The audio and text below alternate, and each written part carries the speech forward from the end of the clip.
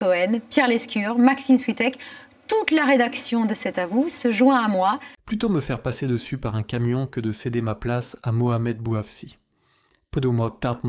Mes chers amis, mesurons la charge psychologique et la détermination absolue que renferme une telle sentence.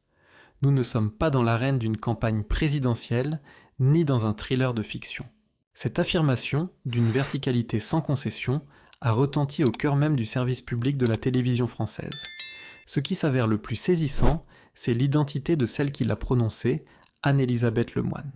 Notre Babette nationale, qui chaque soir instaure un climat de confiance et de raffinement sur France, 5 avec C, à vous. En un instant, le vernis de la diplomatie institutionnelle a volé en éclats, révélant une lutte de pouvoir feutrée mais implacable. Aujourd'hui, nous ouvrons un dossier complexe. Derrière ce que certains qualifient de pain-pifron, de simple querelle d'ego, se joue en vérité un affrontement philosophique majeur sur la légitimité, la transmission et la reconnaissance professionnelle au sein des grandes institutions de notre pays.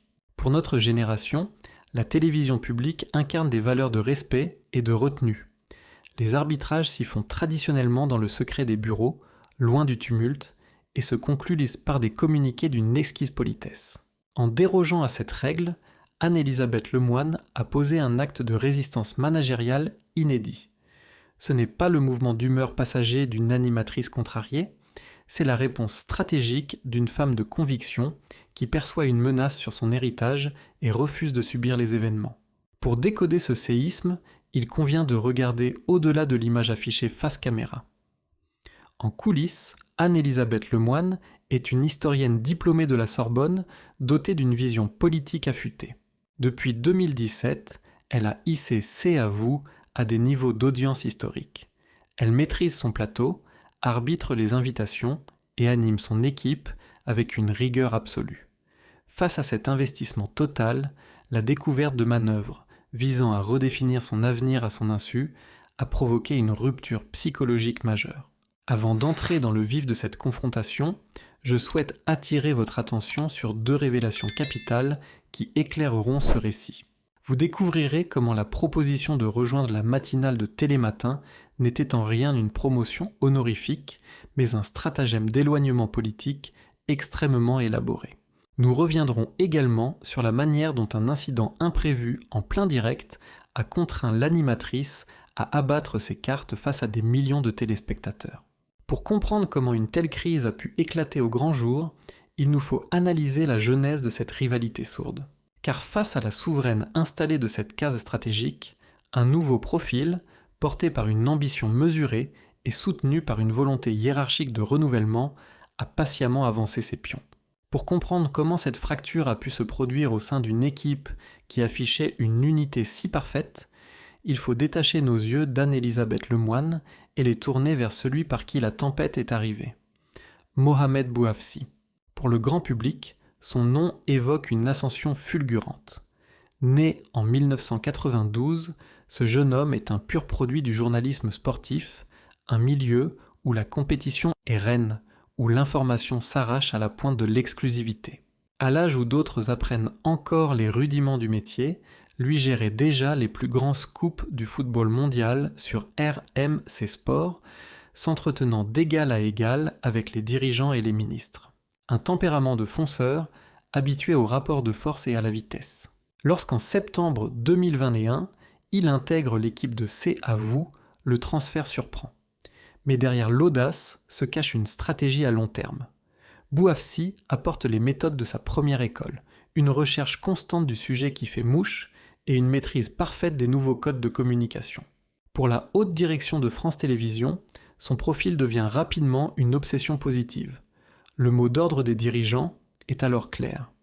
Il faut rajeunir l'antenne, capter ce public des moins de 50 ans qui délaisse la télévision traditionnelle. Aux yeux des décideurs, il est l'incarnation idéale de ce pont entre 2 époques. C'est ici que se noue le cœur psychologique du conflit. Imaginez la situation du point de vue d'Anne-Elisabeth Lemoine. Vous êtes la garante d'une institution, vous incarnez une télévision stable, mûre et réfléchie. et vous voyez s'installer à votre table un collaborateur dont l'ambition légitime est ouvertement encouragée par vos propres supérieurs. La direction ne s'en cache plus.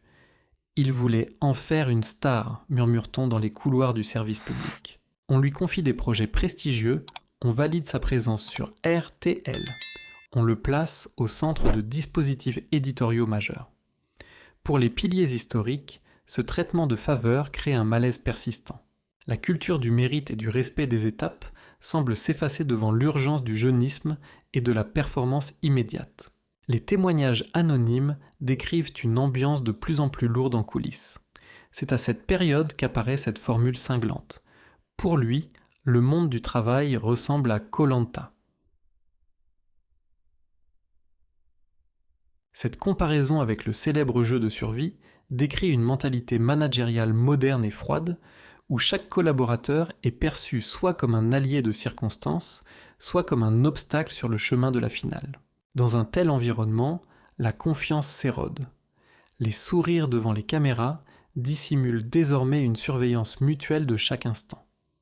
Lemoine ressent cette solitude propre aux dirigeants qui voient leur autorité subtilement contestée par l'avenir que la hiérarchie cherche à imposer.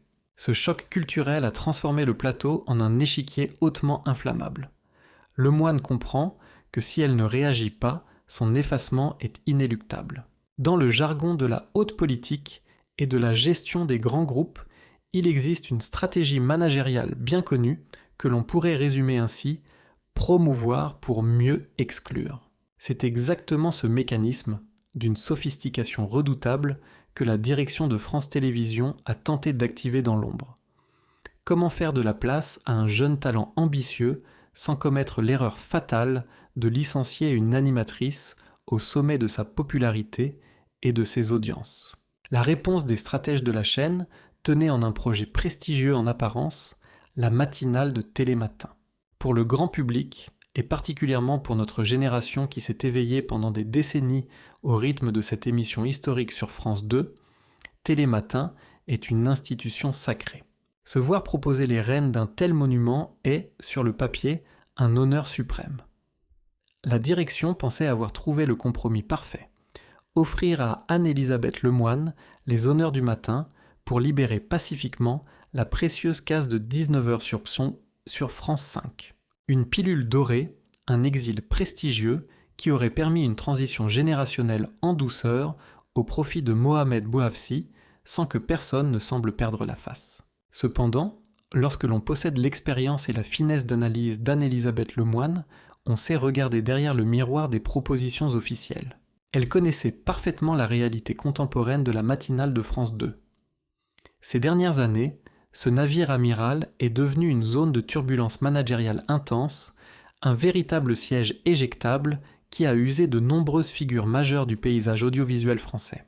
Accepter ce transfert, ce n'était pas monter en grade, c'était abandonner un écosystème stable et performant qu'elle avait elle-même bâti pour être parachutée dans une tranche horaire épuisante, instable et politiquement exposée. Elle a compris que cette offre n'était pas une récompense pour sa loyauté, mais un stratagème d'éloignement. En la déplaçant à l'aube, la direction lui retirait son influence sur le sacro-saint Access Prime Time, ce carrefour horaire stratégique où se font et se défont les réputations politiques et culturelles de l'époque. Surtout, accepter signifiait capituler, valider le fait que son temps était révolu et laisser les clés de sa maison à un challenger qui n'avait pas encore prouvé sa capacité à porter un tel format sur ses seules épaules. Dans cette épreuve de force, Lemoine a pu compter sur un allié de poids, Pierre-Antoine Capton, le puissant producteur de l'émission via le géant Media One. Car il y a une spécificité structurelle que la direction du service public avait sous-estimée. C'est à vous n'est pas une production interne de la chaîne, c'est un programme indépendant. Pour un producteur, le garant de la valeur économique, c'est la stabilité de l'audimat. Or, les chiffres d'Anne-Elisabeth Lemoine sont une assurance vie pour l'entreprise. Fort de ce soutien capital, l'animatrice a opposé un refus catégorique, net et sans appel. La formule officielle de sa production est tombée comme un coup près. Elle a choisi de ne pas y aller. Le piège doré s'est refermé à vide. Quand la diplomatie de bureau échoue, Il ne reste qu'une solution pour une dirigeante acculée, l'arme de l'opinion publique. Face aux manœuvres feutrées de sa direction et au bruit de couloirs de plus en plus insistants sur sa prétendue succession par Mohamed Bouafsi, Anne-Élisabeth Lemoine a compris qu'un refus poli en coulisses ne suffirait pas à garantir sa survie professionnelle. Il lui fallait un coup de semonce, une onde de choc si puissante que la hiérarchie n'aurait d'autre choix que de reculer. C'est alors qu'intervient cette formule désormais célèbre, rapportée par la presse spécialisée, plutôt me faire passer dessus par un camion que de céder ma place.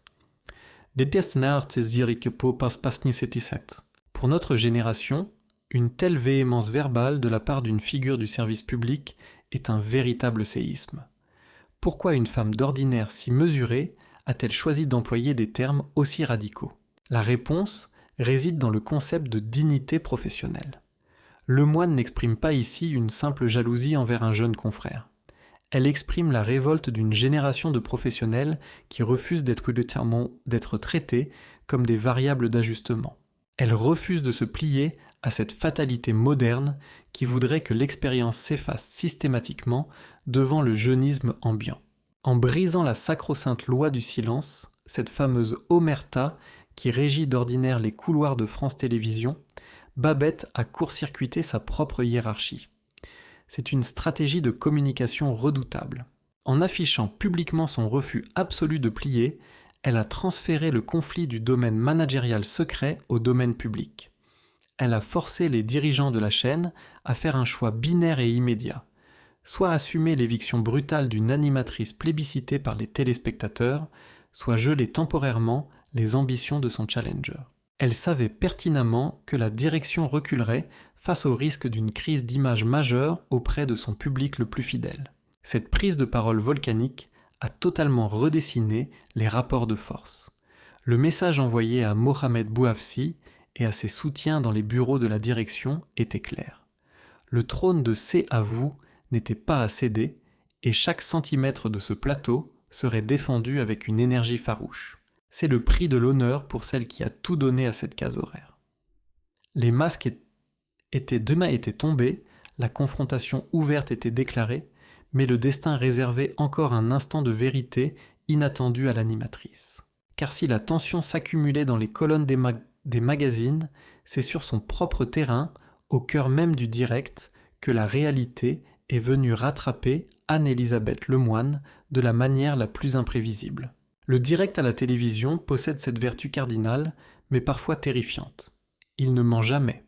On peut échafauder les stratégies les plus complexes en coulisses, verrouiller sa communication et afficher une assurance de façade dans les communiqués officiels, mais face aux témoins rouges de la caméra, la vérité finit toujours par trouver une faille pour s'immiscer. C'est exactement ce qu'il s'est passé lors de cette fameuse émission où l'insouciance apparente du plateau de C'est à vous a été balayée en une fraction de seconde par une question totalement imprévue. Installez-vous confortablement et visualisez la scène. L'ambiance est chaleureuse, les rires fusent autour de la table, le dîner est servi comme chaque soir. Face à Anne-Élisabeth Lemoine se trouve Jamel Debbouze, une figure incontournable de l'humour français, connue pour son imprévisibilité et son art consommé de bousculer les conventions. Mais ce soir-là, l'invité ne va pas seulement amuser la galerie, il va se faire le porte-voix des interrogations de toute une profession et de millions de téléspectateurs. D'un ton faussement léger, il plante ses yeux dans ceux de l'animatrice et pose cette question qui va instantanément glacer l'atmosphère du studio. L'année prochaine, vous restez là ?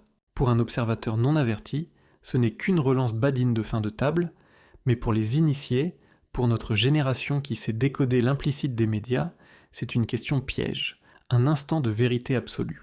À cet instant précis, le temps s'arrête. Durant 3 secondes, une éternité en télévision, le masque de l'animatrice parfaite s'efface pour laisser apparaître la femme, surprise sous les projecteurs, confrontée à ses propres réalités professionnelles. Ces 3 secondes de flottement ont révélé au public toute l'ampleur de la crise de confiance qui couvait dans l'ombre. C'est ici que le génie de l'expérience s'est manifesté. Une professionnelle moins aguerrie aurait pu s'effondrer, éluder maladroitement ou manifester un agacement qui aurait validé les rumeurs de fragilité. Lemoine, elle, a choisi de reprendre le contrôle de son espace avec une maîtrise psychologique remarquable. Passé le moment de surprise légitime, elle a opposé une fin de non-recevoir à l'incertitude. Sa réponse a fini par tomber, claire, nette, définitive, elle sera là. En direct devant des millions de témoins, elle a sanctuarisé sa propre place, rendant toute tentative d'éviction ultérieure par sa hiérarchie particulièrement difficile à exécuter sur le plan de l'image. Cette séquence mémorable a obligé les instances supérieures à acter la situation dans l'urgence.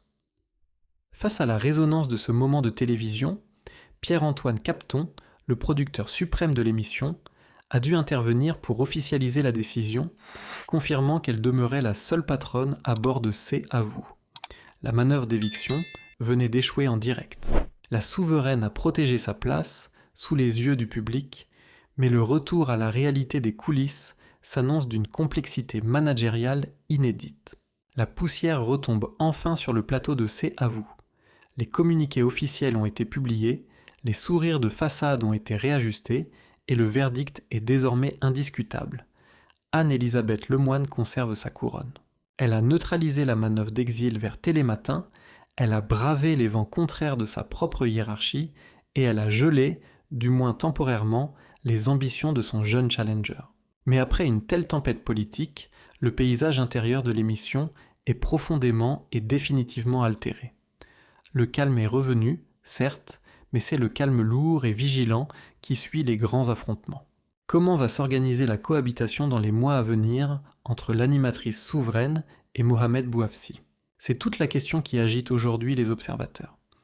Travailler au quotidien avec une directrice d'antenne qui sait pertinemment que vous étiez pressenti pour occuper son siège demande une maturité psychologique et une diplomatie hors norme. Pour Mohamed Bouafsi, cette crise est une leçon de patience institutionnelle. Son ambition, bien que freinée par la résistance héroïque de Lemoine, reste intacte, mais elle doit désormais se réinsérer dans le respect d'une hiérarchie qu'il a tenté de bousculer. Dans un univers télévisuel de plus en plus obsédé par le renouvellement permanent, la recherche frénétique du buzz et la course après un public jeune et volatile, Anne-Elisabeth Lemoine a opposé la force tranquille mais implacable de l'audimat. Avec près de 10% de part de marché et plus de 1,3 million de fidèles réguliers, elle a rappelé aux décideurs de France Télévisions une vérité économique absolue. On ne remplace pas une formule qui gagne, et on ne balaye pas des années de fidélité d'un simple revers de main managérial. C'est l'affirmation que le savoir-faire, la constance, la maîtrise d'un métier acquise au fil des décennies ont une valeur inestimable, supérieure aux effets de mode ou aux stratégies marketing des comités de direction. En sauvant sa place, Anne-Elisabeth Lemoine n'a pas seulement sauvé sa carrière, elle a envoyé un message d'espoir à tous les professionnels qui, arrivés à la maturité de leur art, refusent d'être invisibilisés ou poussés vers une retraite anticipée au nom d'une prétendue modernité. Mes chers amis, nous voici au terme de ce décryptage approfondi. Et c'est vers vous que je me tourne maintenant pour vous poser cette question qui mérite notre réflexion. Pensez-vous que les grandes institutions de notre pays, qu'elles soient médiatiques ou professionnelles, commettent une erreur en cherchant à tout prix le renouvellement générationnel au détriment de l'expérience historique?